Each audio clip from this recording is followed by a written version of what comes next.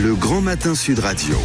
La vie en vrai. Avant ça, la vie en vrai, sur l'un des commerçants de proximité le plus apprécié, les boulangers-pâtissiers. Une enquête vient d'être menée par la Confédération nationale de la boulangerie-pâtisserie et l'IFOP sur la vision des Français et justement de la boulangerie, sur l'attractivité du métier, mais également sur le commerce de proximité. Je le disais, nous sommes avec Franck Thomas, qui est l'un des dignes représentants de la boulangerie française, président du syndicat des boulangers du Grand Paris. Bonjour. Bonjour. Bonjour. Alors, première question d'ailleurs, est-ce que l'on consomme plus ou moins de pain qu'auparavant ?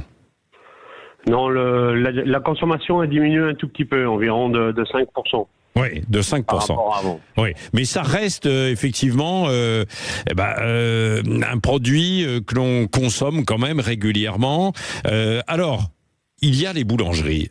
Dans cette enquête, 97% des Français disent être bien accueillis. Ça fait partie des priorités chez vous dans ce commerce de proximité qu'est la boulangerie-pâtisserie ?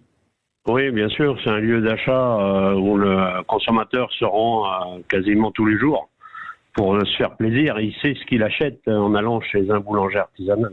Oui, c'est cela. Et d'ailleurs, au passage, on rappelle aussi que les Français sont plutôt fiers d'avoir la baguette qui a été reconnue comme patrimoine immatériel de l'UNESCO. Tout à fait, c'est une reconnaissance de notre savoir-faire. Et la boulangerie, on est très fiers de ce label. Oui. Bon, à côté de ça, cette étude, vous l'avez menée parce qu'il y a quand même eu une conjoncture qui était assez inquiétante, conjoncture économique pour les artisans boulangers, et que nous, les consommateurs, on a senti également, c'est-à-dire que la hausse du coût des matières premières, Franck Thomas. Oui, on a eu d'abord le Covid, ensuite les matières premières, l'énergie qui a énormément augmenté. Mais la boulangerie est une profession qui a su résister. Et on s'aperçoit qu'il y a plus de création que de fermetures. Bon, des fermetures, il y en a toujours eu dans tous les temps. Et aujourd'hui, il y a des créations qui se font dans des quartiers nouveaux, des quartiers où il y a des constructions. Et où il y a une population qui augmente et où il faut des boulangers. Oui, c'est ça. Et la hausse du coût des matières premières, le beurre, le sucre, la farine, là vous le ressentez encore ou ça s'est quand même stabilisé ? Parce qu'il y a eu une petite augmentation, une forte augmentation et vous l'avez forcément répercuté également sur les pains au chocolat, le pain classique et l'ensemble des gâteaux, de la pâtisserie. Oui, les boulangers ont ont augmenté leurs tarifs de produits au moment où les matières premières ont augmenté. Oui. Aujourd'hui, c'est rebaissé un tout petit peu. Il y a les salaires aussi qui ont augmenté, donc automatiquement, on peut pas rebaisser le prix des produits. L'énergie, aujourd'hui, coûte un petit peu moins cher. Les boulangers ont fait attention. Il y a eu un guide de sobriété énergétique qui a été mis en place par la profession. Oui. Et aujourd'hui, les boulangers essaient de travailler plus la nuit que le jour, comme l'énergie est beaucoup moins chère la nuit. Et donc les boulangers se relèvent, parce que c'est vrai qu'il y a quelques années, en discutant avec vous, les boulangers, on me disait on se lève un petit peu moins tôt que par le passé, que nos anciens entre guillemets, pour faire le pain. Là, vous avez repris le réveil, si je puis dire, le réveil matinal. Ouais, ils ont pas hésité à se lever 1 heure plus tôt pour faire des économies. Vous savez, quand vous avez votre facture qui diminue, vous essayez de faire un maximum d'efforts. De faire attention, de ne pas laisser les portes de chambre froide ouvertes. Le four, s'il n'y en a pas besoin, vous l'allumez beaucoup plus tard. Voilà, mais ça, four au gaz, ils ont été très vigilants. Oui, les fours, c'est au gaz ou à l'électricité ? C'est souvent électricité. Souvent électricité, oui. Ça permet de moduler étage par étage. Ouais. Ils allument ce qu'ils ont besoin, en fait.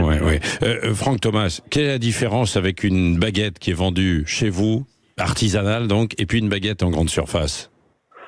C'est pas la même qualité déjà, et le consommateur chez nous, il peut savoir d'où vient son blé, il voit les personnes qui les fabriquent, et puis il y a un lien social en allant chez votre boulanger, vous pouvez échanger avec votre boulangère, vous savez ce que vous mangez, une qualité supérieure. Voilà, le boulanger, il donne de l'amour tous les jours à son client en fabriquant cette baguette. Oui, c'est vrai. Est-ce que le métier de boulanger-pâtissier suscite toujours des vocations? Ou le secteur peine à attirer comme dans beaucoup d'autres aujourd'hui, hein? Ouais, on peine, mais enfin bon, il y a encore quand même des jeunes qui sont attirés vers notre métier. On a un beau métier, hein. C'est un métier noble. Oui. On sait tous les jours on nourrit la population. Voilà, c'est un métier manuel, créatif. Et voilà. Ouais.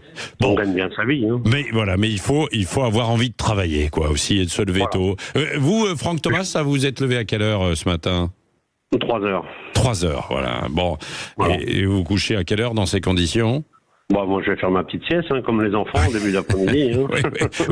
Ou comme les journalistes, vous savez, ou les gens qui font de la radio aussi très tôt le matin.